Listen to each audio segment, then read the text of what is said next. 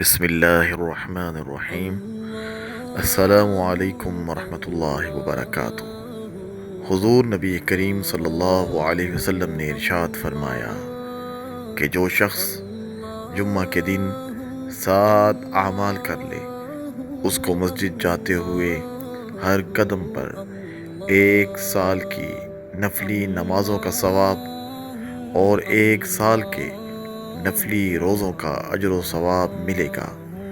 وہ 7 اعمال یہ ہیں کہ جمعہ کے دن وہ غسل کرے، اچھے اور صاف ستھرے کپڑے پہنے، مسجد چل جانے کی فکر کرے، مسجد پیدل چل کر جائے، امام کے قریب بیٹھنے کی کوشش کرے اور غور و فکر سے خطبہ سنے، اور اس کے علاوہ کوئی بیہودہ اور لغو کام اور گفتگو نہ کرے۔